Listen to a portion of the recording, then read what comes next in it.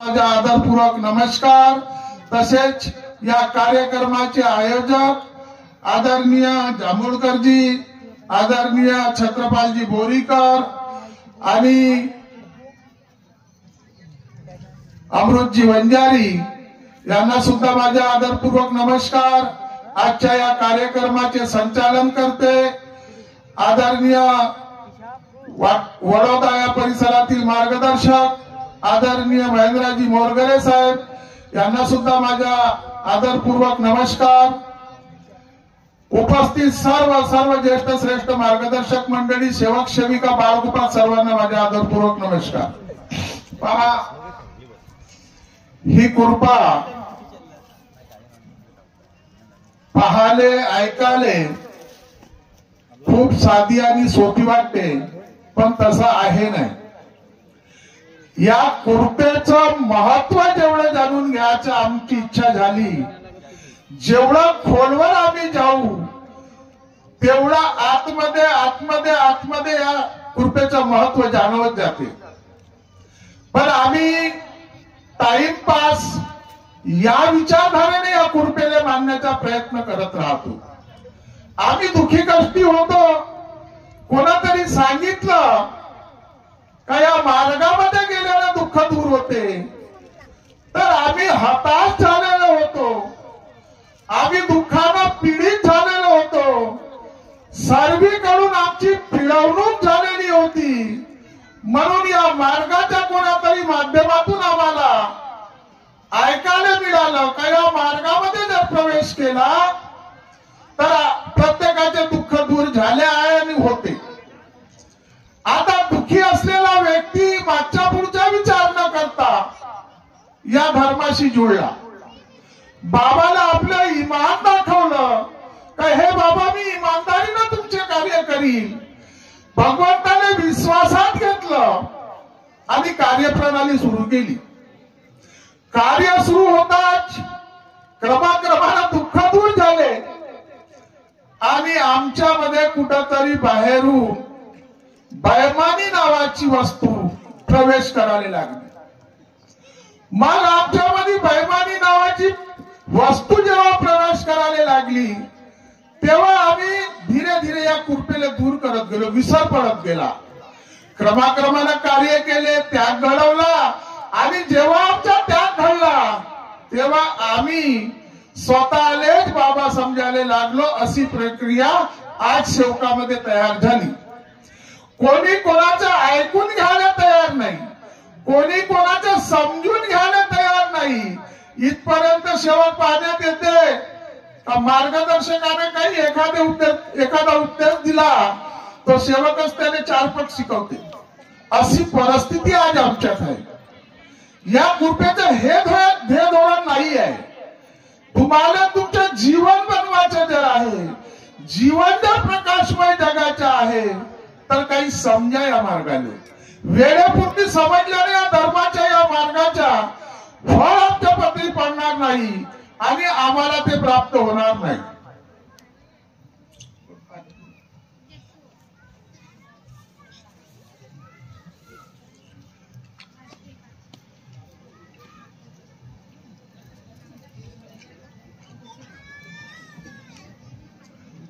प्रसंग कसा आहे, या कृपेची प्राप्ती बाबांना केली आणि तीच कृपा आम्हाला सर्व सेवकांना सारख्या स्वरूपात दिली। क्रमाक्रमाने बाबाचा हा कार्यक्रम चालत गेला। प्रसंग असा आला का बाबाची आयु संपण्याची वेळ होती। त्यावेळेस आईच्या लक्षात आलं आमच्या सेविकासाठी हा चांगला एक शिक आहे, शिका, समजा, ऐका, तुमच्या जीवनामध्ये तुमच्या फायद्याचं राहणार। आईनं का केलं, आईचं महत्व काय आहे याच्यात? बाबाचं तर महत्व आम्ही ऐकतो सांगतोय, पण आईचं खूप मोठं योगदान आहे। सिंहाचा वाटा आहे त्या माऊलीच्या, म्हणून हे तुमच्यासाठी आहे। जेव्हा त्या आईने वाटलं का बाबाचं आयुष्य संपणार आहे तेव्हा आईनं पाहिलं का नाही, बाबाला काही दिवस पुन्हा जगल्या पाहिजे आणि या धर्माची सामोर प्रचार प्रसार झाला पाहिजे। सामोर काही दुःख दुखी कष्टी लोक जो आहे त्यांच्यापर्यंत कृपा पोहोचली पाहिजे, हे ज्यावेळेस आईच्या लक्षात आलं त्यावेळेस आईनं भगवंताने प्रणाम केला आणि आपलं आयुष्य बाबाला दिलं. भगवंताला सांगितलं आईनं का बाबा माझं जीवन संपले तर चालेल, पण माझ्या पती परमेश्वर या धर्माचे बाबा, या धर्माचे सद्गुरु महान त्यागी बाबाजी उमदेवजीचे आयुष्य राहिले पाहिजे. माझी जेवढी आयु वाचलेली आहे ते माझी आई माझ्या पतीला द्या आणि त्यांच्या माध्यमातून या कार्याचा प्रवाह चालू द्या.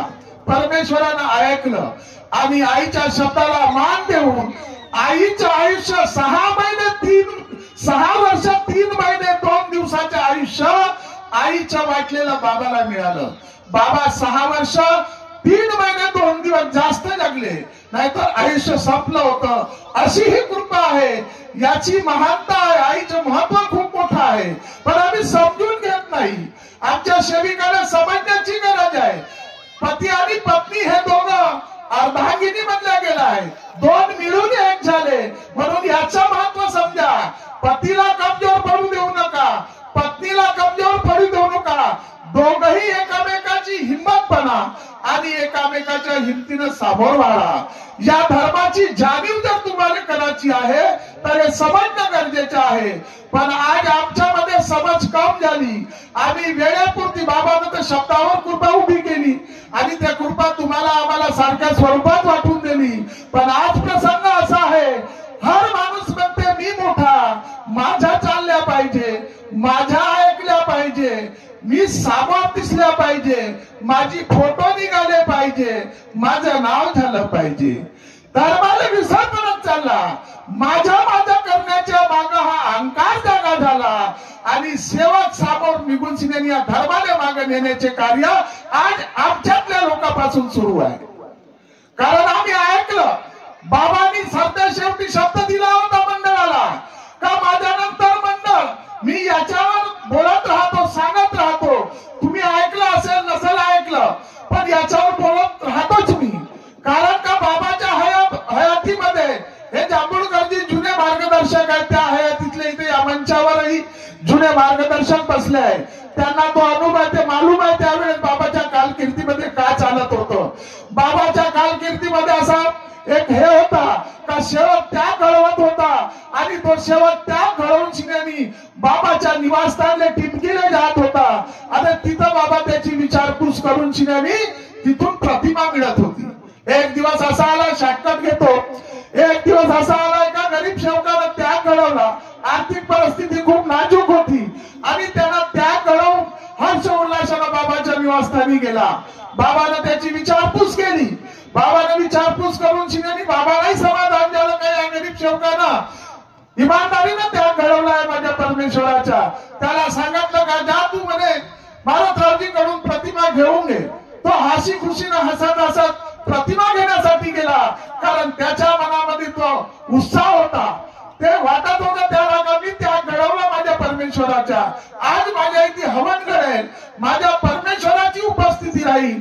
या आनंदानं तो सेवक त्या मारुतरावजीच्या घरी गेला आणि त्यांना म्हणलं तर मला बाबानं पाठवलं आहे, माझी चौकशी झाली आहे, मला त्याग झालाय, मला प्रतिमा पाहिजे.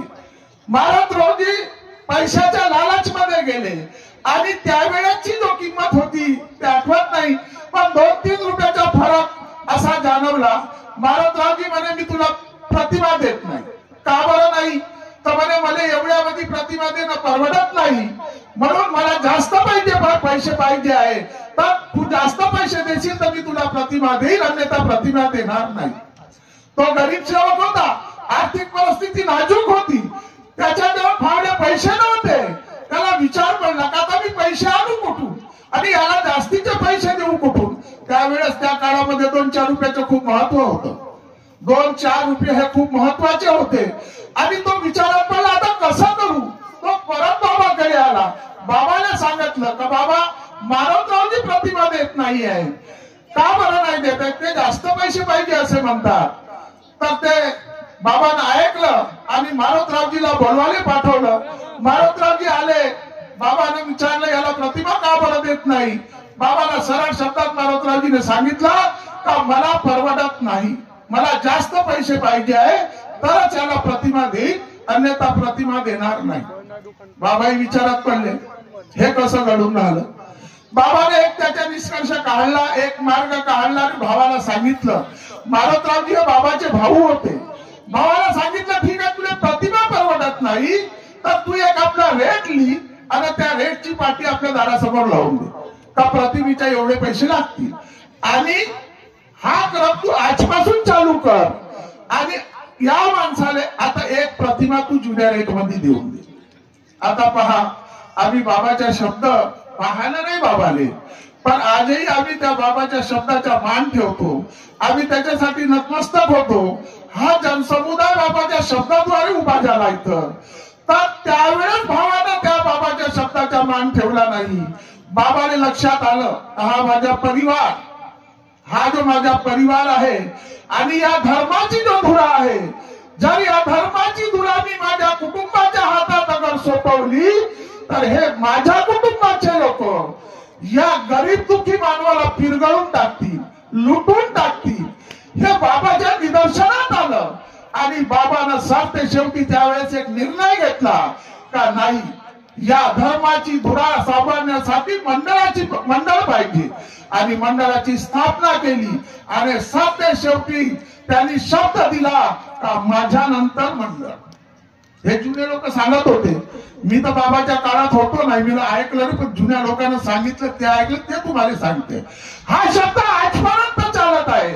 या मंचावर जितके अध्यक्ष आले तेवढ्याही अध्यक्षांना हाच शब्द वापरला का बाबाने हा शब्द दिला होता, माझ्या नंतर मंडळ, आणि तो शब्द आम्ही आजही ऐकत आहे. पण आज आमच्यामध्ये बदल पडला. आता बाबाचा शब्द एकीकडे, आमच्या दुकानदार एकीकडे. आजही आमच्यामध्ये असं कितीतरी लोक आहे, ज्या ज्या लोकांना दुकानदाऱ्या खोलल्या, तुमच्या वडोद्यामध्ये खुलली, रामटेकला खुलली, उमरेडला खुलली, वाडीला खुलली, बऱ्याच ठिकाणी दुकानदाऱ्या खोलल्या. या लोकांना का करण्यासाठी दुकानदाऱ्या खोलल्या, काहून मंडळाच्या सोबत राहून कार्य नाही करू शकत होते, बाबाच्या देह धोरणानं वागून कार्य नाही करू शकत होते. यायला यायचा बँक बॅलन्स वाढवायचा होता, यायला यायचा ग्रुप दाखवायचा होता का मी माझ्यापाशी 200 सेवक आहे, मंडळ जर माझ्या नाही आहे का तुम्ही आपली दुकान उघडतो, आणि त्या दुकानदारीच्या माध्यमातून आपले पोट भरण्याचे कार्य हे दुकानदारी उघडणारे लोक करत आहे. आणि त्या लोकांना आमच्या सोबत राहणारे, या मंडळाचे कार्य करणारे, मंडळासोबत राहणारे, मंडळाच्या हिताचे सांगणारे लोक त्या लोकांना सहकार्य करते आणि त्यांच्या मंचावर जाऊन बसते, त्यांच्या सोबत बसते.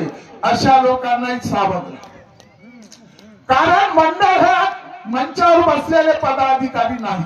हमखास सांगतो, खुल्या शब्दात सांगतो, या मंचावर बसलेल्या लोकांना वाईट लागत तरी चालेल, पण मंचावर बसलेले लोक मंडळ नाही, त्या भवनाच्या आश्रमाच्या भिंती मंडळ नाही. मंडळ तुम्ही, हे मंडळ तुमच्यापासून उभं आहे. या मंडळाला तुम्ही उभं केलं, तुमच्या निधरत्या घामाच्या, तुमच्या गाया बसविण्याचा पैसा तिथं जो जाते दान रूपामध्ये, त्या दानानं या मंडळाची शोभा होते, त्या दानानं तुमच्या या मंडळाची प्रगती होते. तुमच्या पैशाची जो जमा होते तिथं, त्या पैशाची जोपासना करण्यासाठी मंडळ आहे. आज मदनकर साहेब अध्यक्ष आहे, उद्या जरी सुदैवानं दुसरा भाग्य कोणी बसला तर आम्ही त्याचाही तोच मान करू, त्या अध्यक्षाचा अपमान करणार नाही. पण आज आमच्या सोबत राहणारे लोक या अध्यक्षाचा अपमान करते. कारण काहून, अरे पण जोपर्यंत ते त्या पदावर आहे, बाबाचा शब्द आहे, बाबा हयातीत नाही, त्या खुर्चीवर ते बसले आहे, तो त्यांचा मान आहे. बाबाच्या ठिकाणी ते अध्यक्ष आहे, तो मान आम्ही त्यांना दिला पाहिजे. जोपर्यंत या खुर्चीवर ते आहे तोपर्यंत तो त्यांचा मान त्यांना मिळालाच पाहिजे. यांच्यानंतर कोणी दुसरा अध्यक्ष येईल, आम्ही तोच मान त्यांना देऊ.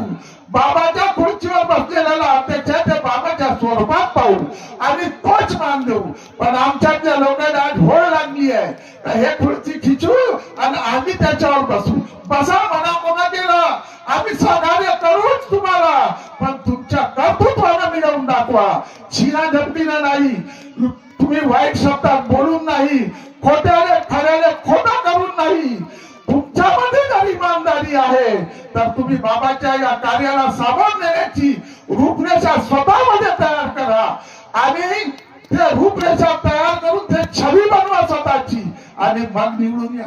हे जनता तुम्हाला निवडून देईल. त्याच्या नजरेत येईल का नाही राजू मदनकरचा काळ संपला, आता त्याच्यापेक्षा कोणीतरी चांगला माणूस समोर आला, याला आता अध्यक्षपदावर बसवू. ह्या जनतेनं, या सेवकानं सोचल्या पाहिजे. त्या छावी स्वतःमध्ये निर्माण करा, छिना झपटी करा नको. कोणी म्हणते आमच्यामध्ये आता नवीन भाषा चालू झाली आहे, आणि पिऊन घेतो थोडस, जरा झोपला.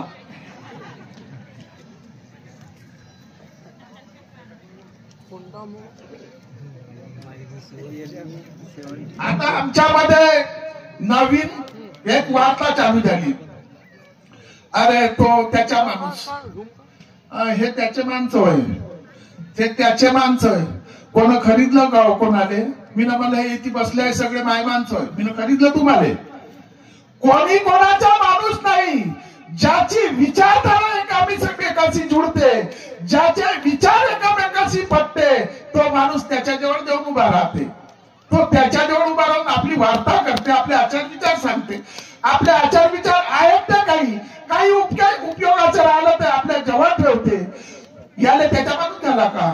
अरे माणूस हा कर्ता पुरुष आहे, जगामध्ये विचरण करते, चौघासोबत व्यवहार करते. त्याला चांगल्या वाईट असं काही घेणं देणं राहत नाही. तो मदनकरचा माणूस होय का, तो फलाण्याचा माणूस होय का, तो पालाना आंबुड्याचा माणूस होय का, क्षीरसागरच्या माणूस, याच्यातून काही घेणं देणं नाही. व्यवहारिक आहे, आम्ही व्यवहार करतो. व्यवहारामध्ये आम्ही चांगल्या सोबतही बसतो, वाईटासोबतही बसतो. पण आमचे विचार जिथं बघते तिथं आम्ही आमचं मंथन करतो, तिथं आम्ही आमच्या गैर विचार खोलतो. आणि फालतू रस्त्याच्या चालणाऱ्या टपोरी लोकांजवळ आम्ही आमचे विचार करू का? त्या टपोरी लोकांजवळ आम्ही आपलं मंथन करू का? आम्ही आमच्या ग्रस्तीचे, आमच्या विचार, आमच्या जीवनाचे काही गहीन विचार करायची जर गरज पडली तर त्या रस्त्याच्या चालणाऱ्या टपोरी लोकांसोबत करू. आमची लायकी, आमची ओळख, आमची जशी ओळख आहे तशा लोकांसोबत बसू, आमची लायकी जशी आहे तशा लोकांसोबत बसू. मग त्याच्यासोबत बसला त्याच्या माणूस झाला, मग मी त्याच्या माणूस झालो, तो माझी बायको झाला. होईल का असं? काहून वाणी बदलवता? अरे धर्मानं शिकवलाय तुम्हाला. काहीतरी सत्य ठेवा समोर, इमान जागेवर ठेवा, कर्तृत्व समोर दाखवा आणि मग समोर या. भाड्याचे किरायाचे डट्टू बनून समोर आल्यानं होणार नाही. स्वतःच्या कर्तृत्वानं जो प्राप्ती मिळेल ते लॉंग लाईफ राहील. शिरून घेतलेली जो प्राप्ती राहील क्षणामध्ये येईल आणि क्षणामध्ये घसरून जाईल.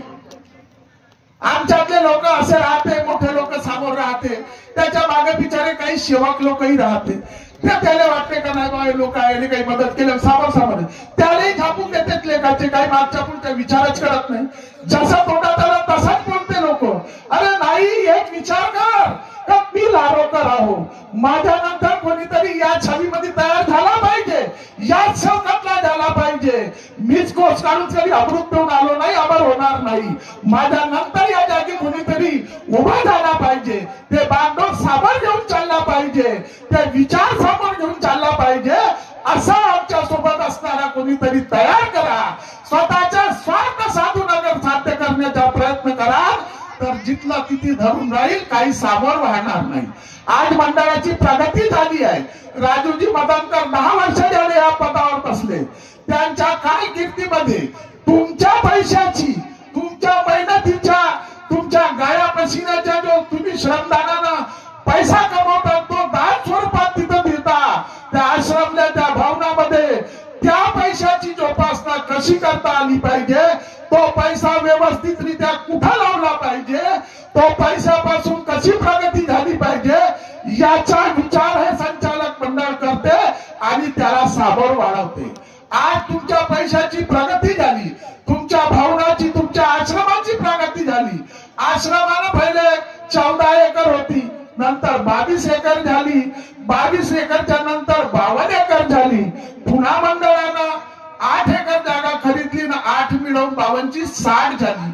60 एकरची रजिस्ट्री राजू मदनकरनं आपल्या नावानं 10 एकराची मारली असं. सचिवाच्या नावानं 5 एकराची मागली असं, दुसरा कोषाध्यक्षानं 5-10 एकराची मागली असं, बाकी संचालक लोक यायनं 2-2, 4-4 एकराची मागली असं होते का? अरे संपत्ती मंडळाची आहे, हे संपत्ती तुमची आहे, मंडळ तुम्ही या संपत्तीचे मालिक तुम्ही यांना देखरेख करण्यासाठी बसवलं.